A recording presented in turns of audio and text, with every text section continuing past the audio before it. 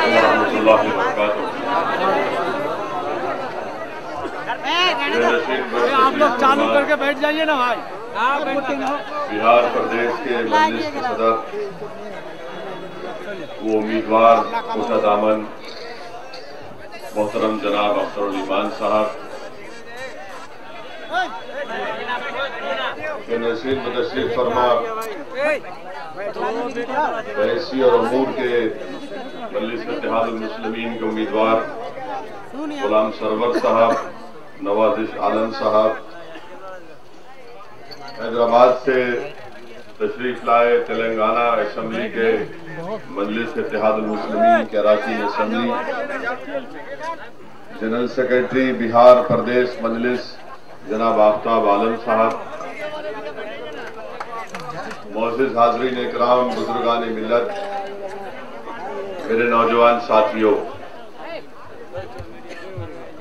मैं सबसे पहले आप तमाम का शुक्रगुजार हूं कि आप लोग और आप यहां पर आकर इस बात का पैगाम दे रहे हैं उन तमाम सियासी जमातों को जिन्होंने सीमांचल से इंसाफ नहीं किया। आपकी मौजूदगी इस बात का पैगाम है आरजेडी और बीजेपी को कि अब की बार हम तुमको वोट नहीं देने वाले हैं, इसलिए कि अब सीमांचल की आवाम जाग चुकी है। आमूर और बैसी की आवाम ये पैगाम देना चाहती है उन तमाम लोगों को, उन तमाम सियासी पार्टियों को जिन्होंने बरसों से हमारा वोट लिया मगर हमसे इंसाफ नहीं किया। आज आप देखते हैं मेरे अजीज दोस्तों, मेरे बुजुर्गों, मेरे इज्जतदार और गयूर नौजवानों, ये जो असेंबली के इंतखाबात हैं, मजलिस पार्टी आपसे वोट किस बात पर मांग रही है और दीगर जमातें किस बात पर आपसे वोट मांग रही है। बीजेपी के लोग मोदी के नाम पर वोट मांग रहे हैं, आरजेडी के लोग लालू के नाम पर वोट मांग रहे हैं, तो कभी कांग्रेस के लोग अपने कायद के नाम पर वोट मांग रहे हैं। अख्तरुल ईमान हो, गुलाम सरवर हो या नवाजिश आलम हो या असदुद्दीन ओवैसी हो, हम अपनी शख्सियतों के नाम पर आपसे वोट नहीं मांग रहे हैं। हम आपसे वोट इसलिए मांग रहे हैं कि आप अपनी नाइंसाफी के खात्मे के लिए हम आपसे वोट का मुतालबा कर रहे हैं। हम सीमांचल के इंसाफ के लिए आपसे वोट का मुतालबा कर रहे हैं। मौका आया है कि आप इनको रुलाइए। बरसों उन्होंने हमको रुलाया, बरसों हमारे ख्वाबों को चुकनाचूर किया, हमारी उम्मीदों पर पानी फेरा, हमारे नौजवानों के मुस्तकबिल को तबाह ताराज करके रख दिया, हमारे माओं के ख्वाबों को चुकनाचूर कर दिया। आज सीमांचल की आवाम के पास, बैसी की आवाम के पास, अमूर की आवाम के पास जमहूरियत एक आपको मौका दे रही है। इस मौके को हरगिज मत गंवाइए, बल्कि अपने के वोट को अमानत समझकर और ये सोचकर अपने वोट को इस्तेमाल करिए कि अब मैं नाइंसाफी के दौर का खात्मा करने जा रहा हूं। बताइए, ये हमारी लड़ाई, जैसा अख्तरुल ईमान ने कहा, ये हमारी जंग है, ये हमारी इज्जत की लड़ाई है, ये हमारी इज्जत नफ्स की लड़ाई हम लड़ रहे हैं। इसलिए मैं बात कह रहा हूं, इसलिए मैं आपसे तमाम चीजों को बता रहा हूं कि तमाम सियासी पार्टियों ने हमारा इस्तेसाल किया। कांग्रेस बरसों बिहार पर हुकूमत करी, आरजेडी की 15 साल हुकूमत रही, फिर उसके बाद जेडीयू बीजेपी की 7-8 साल की हुकूमत रही। बताइए सीमांचल से क्या इंसाफ किया? क्या बीजेपी सीमांचल के इंसाफ की बात करती है? क्या लालू सीमांचल के इंसाफ की बात करते हैं? बताइए, लफ्ज़ सीमांचल इनकी जबानों से नहीं निकलता तो ये सीमांचल के गरीब आवाम का क्या कल्याण करेंगे? इनकी जबान से सीमांचल नहीं निकलता, इनकी जबान से यहां की पसमानदगी का जिक्र नहीं कर सकते। इसलिए नहीं कर सकते क्योंकि उन्होंने नाइंसाफी की। यहां पर तमाम इलाके जात में तरक्की होती है मगर सीमांचल में एक बनाई जाती। मैं पूछना चाहता हूं, जो हम पर इल्जाम लगा रहे हैं, असदुद्दीन ओवैसी पर इल्जाम लगाते हैं कि भड़काऊ भाषण देता है, ठीक है, अगर मैं हक को बयान करना भड़काऊ भाषण है तो जब तक मैं जिंदा रहूंगा हक को बयान करता रहूंगा। अगर मेरे सवालात लालू की और मोदी की नींद को हराम करते हैं तो यकीनन ये आवाज तुम्हारे कानों में गूंजती रहेगी। ये सवालात मेरे सवालात नहीं है, ये सीमांचल के हर नौजवान का सवाल है, ये सीमांचल के हर हमारी गरीब आवाम का सवाल है, ये सीमांचल की हमारी गयूर मां और बहनों का सवाल है कि सीमांचल की लोग, यहाँ बैसी और अमूर के लोग, पूर्णिया जिले के लोग इन तमाम पार्टियों से पूछना चाहते हैं कि आखिर क्या वजह है कि इस इलाके में आमूर और बैसी में कितने लोग, कितने घराने मखरूज हैं। तो गवर्नमेंट का डेटा यह बताता है कि मुसलमानों में 60% हमारे घर मखरूज है, कर्जों में डूबे हुए। बताओ इसका जवाब कौन देगा? फिर किस बुनियाद पर आकर वोट का मुतालबा कर रहे हैं आरजेडी और बीजेपी के लोग? जब मुसलमान घराने 60% मखरूज हैं। Indian council of social science ने रिसर्च किया, सर्वे किया और उसके बाद इस रिपोर्ट को सेंट्रल गवर्नमेंट के मिनिस्ट्री ऑफ माइनॉरिटी अफेयर्स के वेबसाइट पर डाला। यसदुद्दीन अवैसी, अख्तरुल ईमान के बनाए हुए आदादो शुमार नहीं है, यह हुकूमत हम के आदादे शुमार ये बता रहे कि आमूर और बैसी में 60% मुस्लिम घराने मखरूज हैं। हम कर्जों में डूब रहे और इनको शर्म नहीं आती, हमसे वोट मांगने का मुतालबा करने आ जाते हैं। जहां 60% मुसलमान तो वहां 47% हमारे हिंदू भाइयों के घराने मखरूज है। और ये डेटा ये कहता है कि मुसलमान जो कर्जा लेता है करीब 10,000 का और हिंदू भाई अगर लेता है तो करीब 7,500 का। जब हम 9,500 का कर्जा लेते हैं तो पूरी जिंदगी उसी में कट जाती है, कर्जा अदा करने में, सूद अदा करने में। एक बाप मर जाता है तो बेटा मरूम बाप का कर्जा अदा करता है। आज वो कर्जा उतारने का वक्त आया है आपको। और कैसे कर्जा उतारेंगे? आप इन पार्टियों को वोट नहीं देंगे। ये कर्जा इन लोगों का हमारे सरों पर है कि हमने इनको वोट दिया, बजाय ये हमारे मखरूज होते, ये हमको कर्जदार बना दिए, हमको गुलाम बना दिए। आज सीमांचल के गयूर अवाम को, बैसी की गयूर अवाम को, इन गरीबों के पास अगर कोई ताकत है तो आपकी वोट की ताकत है, इसका सही इस्तेमाल करिए। और 5 नवंबर के दिन इन तमाम जमातों को बता दीजिए कि अब हम तुम्हारे बहकाव में आने वाले नहीं है। तुमने हमारा इस्तेसाल किया, तुमने हमारे नौजवानों के मुस्तकबिल को तबाह ताराज करके रख दिया। लोग कहते हैं कि हैदराबाद से यहां क्यों आए? हैदराबाद क्या हिंदुस्तान का हिस्सा नहीं है? क्या बिहार तुम्हारे बाप की जागीर है? क्या सीमांचल तुम्हारे घर का आंगन है, मेरे घर का आंगन नहीं है? क्या सीमांचल के गरीब आवाम की आंखों में बहते हुए आंसू की चुभन में अपने सीने में महसूस नहीं कर सकता? क्या सीमांचल के नौजवानों की आंखों में जो उम्मीद के ख्वाब है, क्या उन ख्वाब को पूरा नहीं कर सकते? कर सकते मेरे अजीज दोस्तों। मैं हैदराबाद से क्यों आया, इसके कई वजूहात हैं, वक्त की तंगदाम नहीं है, मगर एक बात आपके सामने रखकर अपनी बात को खत्म कर दूंगा कि कई वजूहात हैं। एक वजह यह है कि मेरे पार्लिमानी हल्के हैदराबाद में हमने एक हुकूमत ने एक मुहिम चलाई थी कि बच्चा मजदूरी का खात्मा हो। मेरे पास लोगों ने आकर कहा कि बच्चा मजदूरी बहुत है। मैंने कहा ठीक है, अगर बच्चों को स्कूल मिल जाता है पढ़ाने के लिए तो मैं भी इसकी तारीफ करता हूं। मगर जब बात क्या आई, क्या आपको जानकर हैरत होगी कि सीमांचल के पूर्णिया इलाके के, किशनगंज अरारिया के इलाके के 1011-12 साल के बच्चों को पुलिस उठाती है। वो बच्चे क्या कर रहे थे?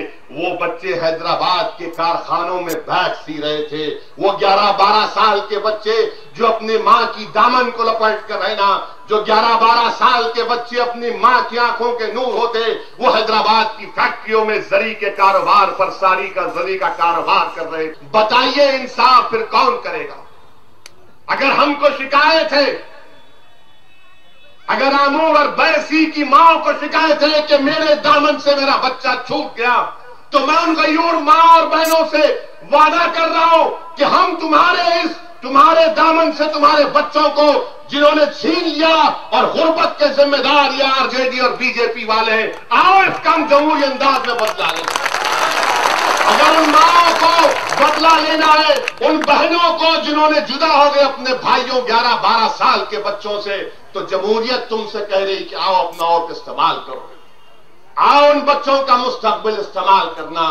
हिंदुस्तान एक जमहूरियत है और गुर्बत कोई मुसीबत नहीं है। गुर्बत के नाम पर सीमांचल के बच्चे, जैसा कि अख्तरुल ईमान ने कहा कि 16-17 साल के बच्चे कभी पंजाब की खेतों में पत्थर फोड़ रहे, तो कभी हिमाचल के पहाड़ों को तोड़ रहे, तो कभी महाराष्ट्र के खेतों में, तो कभी आंध्र प्रदेश हैदराबाद के कंस्ट्रक्शन के साइट पर मजदूरी का काम कर रहे। ये कब खात्मा होगा मेरे भाई? मेरे भाई ये कब खात्मा होगा बताओ? ये खात्मा उस वक्त होगा जब आप उठ खड़े होंगे, जब आप तमाम जात बरादरी मसलक के इख्तलाफात से उठकर जवाब देंगे कि अब हमको इन सियासी पार्टियों की गुलामी नहीं है मंजूर, हमको इन सियासी पार्टियों की गुलामी मंजूर नहीं है, हमको अपने मुस्तकबिल के लिए अपने एक नुमाइंदे को कामयाब करना है। और मजलिस आपसे वादा कर रही है कि हमको अपने एक मरकज सियासी को मजबूत करना है।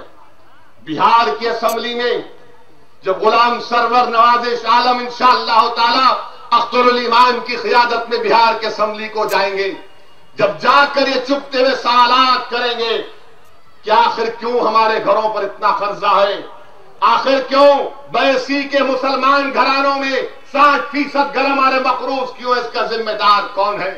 हायर सेकेंडरी का स्कूल नहीं है यहां पर, इसका जिम्मेदार कौन है? 15 साल आरजेडी की हुकूमत रही। लालू जी को अपनी भैंस से बहुत प्यार है, बहुत प्यार है अपनी भैंस से।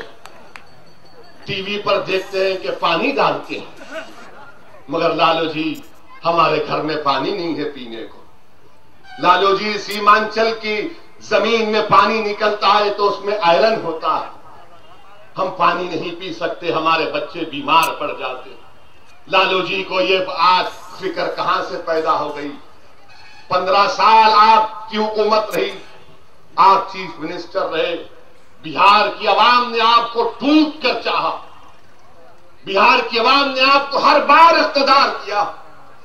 बिहार की तारीख में इतना बड़ा मैंडेट किसी को नहीं मिला, बल्कि सियासी मुबस्सरीन ने, पॉलिटिकल एनालिस्ट लिखते हैं कि 1990 का वो इंतखाबात हिंदुस्तान की तारीख में एक नया मोड़ था कि तमाम ने मिलकर कहा कि चलो एक नए बिहार की तश्कील के लिए वोट देंगे, मगर वोट तो हमारा रहा, राज तुम्हारा रहा, वोट तुमको मिला, तुम वजीर बन गए, तुम्हारे घर में लाइट आ गई, मेरे घर में जो चिराग था वो चिराग का तेल भी खत्म हो गया, तुम्हारे बच्चे पढ़ने लिखने बाहर चले गए, मगर मेरा बच्चा मजदूरी करने के लिए हैदराबाद के फैक्ट्रियों में जाकर जरी का काम करना पड़ा, तुम्हारे 17 से 18 साल के नौजवानों के जिस्मों पर कपड़े थे, मेरा बच्चा कंस्ट्रक्शन साइट पर पत्थर फोड़ रहा था।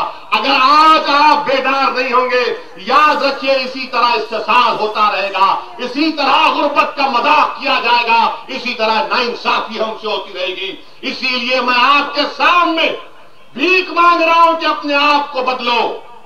इंसाफ अगर करना है तो पहले अपने आप को बदलो। और कैसा बदलेंगे? जब वोट इस्तेमाल करेंगे पतंग के निशान। कौन सी बातें मैं आपके सामने रखूं कि यहां पर आमूर में, बयासी में कितने घर हैं जो पढ़े लिखे नहीं हैं।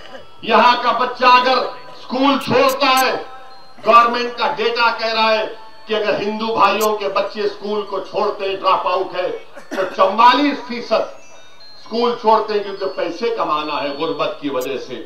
मुसलमान अगर है तो 52%। हमारे पास गरीबी मुकद्दर बन चुकी है। मैं आपसे कह रहा हूं गुर्बत हमारा मुकद्दर नहीं बन सकती। इस गुर्बत का खात्मा करना है और इसके लिए जरूरी है कि सीमांचल की पसमानदगी के लिए, सीमांचल के इंसाफ के लिए, सीमांचल के हक की आवाज को उठाने के लिए आपको यहां पर गुलाम सरवर को कामयाब करना बेहद जरूरी है। आपने बहुत सौ को वोट दिया, क्या मिला आपको? बहुत सौ को वोट मिला क्या किया आपके लिए, जरा थोड़ी देर के लिए सोच लीजिए आप। आज मैं आपसे कह रहा हूं कि एक आपके सामने एक अल्टरनेट है, एक मुतबादिल है आपके सामने मजलिस के रूप में। आप मजलिस पार्टी को वोट दीजिए। वोट की जब बात आई मेरे अजीज दोस्तों, मैं यहां पर बैठकर इस खेत में, एक हम लोग हैदराबाद में कोंगा, आप लोग बगला बोलते, हाँ बगुला बोलते।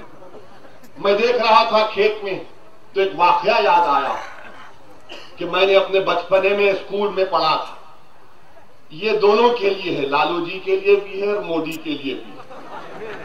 हम अपने बचपने में स्कूल में पढ़े थे कि एक बकरी जो है अपने बच्चों के साथ शेर के बच्चों की परवरिश कर रही। तो इस बगले ने देखा और देख के बकरी को कहा कि क्या कर रही है, अपने बच्चों के साथ शेर के बच्चों की परवरिश कर रही है। ये शेर के बच्चे बड़े होके तुझे भी खा लेंगे, तेरे बच्चे को भी खा लेंगे। तो बकरी ने कहा नहीं, तुझे नहीं मालूम, तुझे इल्म नहीं है, मैं इन पर रहम कर रही हूं, इनकी मदद कर रही हूं। तो बगला बड़ा मुतासिर हुआ, बोला अच्छा, हो बकरी रहकर शेर के बच्चों की परवरिश कर रही। तो जब वो पानी के किनारे बैठा था तो देखा एक सांप बेचारा तड़प रहा था। इसको अचानक ख्याल आया मैं इसकी मदद करता हूं, क्योंकि बकरी ने शेर के बच्चों की मदद की, रहम की। तो इसने उस सांप को पकड़ा, ले जाकर किनारे पर रखा, एक पर से दबाया उसको, दूसरे पर से दबाया, तो सांप ने उसको दोनों जगह डस दिया। अरे ये परेशान हो गया और वो चील उसकी तलाश में आ गई बगले के। ये छुपता छुपाता जंगल में बहरहाल कई दिनों के बाद इसने कहा जाकर वो बकरी से मुलाकात करके पूछूंगा कि क्या किस्सा है। मैं तो सांप पे रहम किया, इसने मेरे दोनों बाजुओं पर डस दिया जहर से। फिर वो गया, जाके बकरी से देखा तो शेर के बच्चे बड़े हो गए, वो उल्टा बकरी का तहफ्फुज़ कर रहे हैं। तो इस बगले ने पूछा ये क्या माजरा है, मैं ऐसा किया तो मुझे सांप ने डस लिया, तूने शेर के बच्चों को पाला, वो तेरे हिफाजत कर रहे हैं। तो बकरी ने कहा अरे बेवकूफ, ज़रफ वालों की मदद करना, कम ज़रफों की मदद नहीं करना। तो जो ज़रफ वाले हैं, जो तुम्हारा एहसान याद रखेंगे, उनकी मदद करो। तुमने सबकी मदद की मगर तुम्हारे एहसान को भूल गए, तुम्हारे एहसान को भूल गए। हिंदुस्तान की जमहूरियत अगर आज जिंदा है तो दौलतमंदों की वजह से नहीं। हिंदुस्तान की जमहूरियत में पार्लियामेंट अगर असदुद्दीन ओवैसी तुम्हारी जबान बनकर बोलता है तो दौलतमंद अमीर वालों, अमीर पैसे वालों की वजह से नहीं, बल्कि गरीबों के वोट डालने की वजह से हिंदुस्तान की जमहूरियत जिंदा है। कोई कारपोरेट या कोई करोड़पति की वजह से हिंदुस्तान की जमहूरियत जिंदा नहीं है। गरीब जो धूप में, छाव बरसात में, सर्दी में निकलकर जो वोट डालता है, इसलिए जमहूरियत जिंदा है। मैं आज उन तमाम मेरे गरीब भाइयों से कह रहा हूं, चाहे वो किसी मजहब के हो, किसी बरादरी के हो, किसी मसलक के हो, खुदा के लिए 5 तारीख को इंसान बन जाओ। खुदा के लिए 5 तारीख को इंसान बनो और उन लोगों का साथ मत दो, उन कमजरफों का साथ मत दो, उन लोगों पर एहसान मत करो। एहसान उन लोगों पर करो जो तुम्हारी तकलीफ को समझ पाएंगे, जो तुम्हारे मर्ज का इलाज तलाश करेंगे, जो तुम्हारी आवाज बनकर बिहार के असेंबली में गूंजेगी, तुम्हारे इंसाफ के लिए लड़ेंगे। और जो बरसों से हमको तकलीफ देती आया, जिनको रोकने का वक्त है। सही कहा अभी हमारे बिहार के सदर ने कि लालू जी को बड़ा ख्याल आया। गांधी मैदान में लालू जी ने कहा मकानों में ऐसा हुआ, पकड़ लिए। लालू जी ये भजन पूरा में क्या हुआ, वहां पर आपका कोई भजन नहीं आया, कोई बयान नहीं आया आपका। अगर कोई इंसान मरता है तो इंसान मरता है ना, चाहे वो यादव हो या मुसलमान, इंसान मर रहा है, कोई भी मरा इंसान है वो। मगर ये क्या बात है कि एक इंसान की जान की कीमत मेरी जान से बढ़कर नहीं हो सकती, किसी इंसान की जान की कीमत बढ़कर नहीं हो सकती, चाहे वो किसी मजहब का हो, किसी जात का हो, किसी बरादरी